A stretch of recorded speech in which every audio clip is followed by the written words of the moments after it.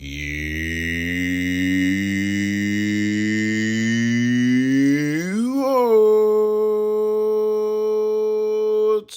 Greetings, fellow Watford fans. Omar here, and it's time for the YouOrns Friday Focus on Watford versus Southampton, which takes place tomorrow at the Vic. That's right, Watford in 10th place at the moment, taking on the high-flying 4th-placed Southampton side that look really good this season. Of course, they just came down from the Premier League in the relegation at the end of last season. They are picking up, though, in a really good way. A team that has won 11 of its first 19 games while dropping only 4 of those games, of the games they've played this season.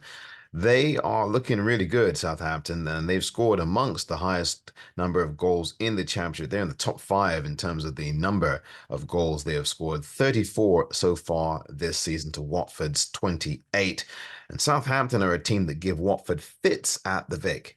Watford have not beaten Southampton at Vicarage Road in quite some time. It has been a number of years, I'd say many years, since Watford last defeated Southampton at Vicarage Road. You might have to go back at least 10 years, if not more than that. That's right. Watford have all kinds of trouble with Southampton for some reason at Vicarage Road. I have no idea why, but it's happened. You can go back to the game that they played a couple of seasons ago when they ended up getting a pretty wild, actually a defeat. It was a defeat behind closed doors because it was during the pandemic year. That's the year that Watford got relegated from the Premier League.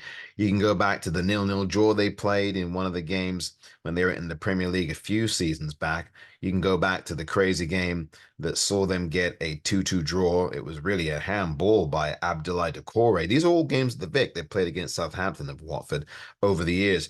That game that really it was a handball, and Doucouré handballed the ball into the back of the net late on to get a 2-2 draw against Southampton that day. You can go back to the game against Southampton at the Vic, where Shane Long scored the quickest goal in the Premier League in the history of that Premier League with a 7-second goal. And that was a 1-1 draw. Andre Gray got a late goal in that game. Watford have not been able to beat Southampton at Vicarage Road. Southampton on a number of occasions have won there and drawn there, but they have not lost there for quite some time. So what Watford need to do tomorrow, if they want to continue this really strong run, they've only lost one of their last 9 games in the championship. If they want to keep that run going where they can continue this good platforming run, they're going to have to score first. It's obviously a thing that I say a lot here. Watford need to get off the mark running really quickly, the way they did just last weekend against Hull. After 8 minutes, they scored and boom, they continue to go from strength to strength. But what they've got to do when they do score first is make sure that they manage out the game properly. That phase of 5, 10, 15 minutes after you've scored is usually your most vulnerable period. After you score, that is when you're most vulnerable to conceding a goal. And Watford fell into that trap last weekend against Hull.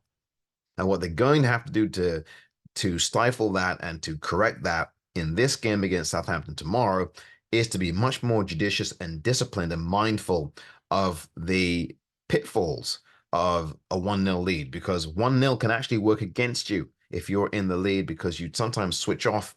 You're sometimes so much in the ascendancy that you leave holes at the back, and Watford are really vulnerable in transition. And I think the way that Watford will have to cure these issues is defend set pieces better and be able to pick up players better. That's Watford. Their big problem has been defending against set pieces. They usually leave a man or two unmarked. And a lot of these Watford conceded goals this season have come from set pieces and poor defending, leaving players unmarked from the opposition to come in and score. We saw this in the game against Norwich City just a couple of weeks ago. We saw this in the game against Hull.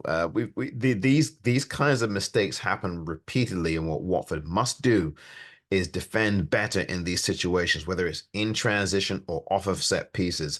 And I think that that's going to be the platform. If Watford can score early and then defend these set pieces better, and then continue to ramp up the pressure the way they did against Hull in the second half of that game and manage the game out, I think Watford can get something out this game against Southampton. I even think they could get 3 points. Now, Southampton, again, very difficult customer to deal with.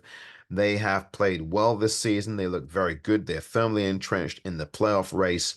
And I do think that they are a team that will probably end up fighting for the playoffs in terms of getting perhaps to a playoff final, the way that they are playing under their manager. And I think he's got them playing very well indeed. But Watford have to watch out for Southampton. They are very dangerous. I think Watford's run of form is good right now, obviously. And I do think that Val Ishmael has this lot playing with an identity, with a purpose, with a mentality, and a certain spirit and energy that was not there in a lot of the games in the earlier portion of this season.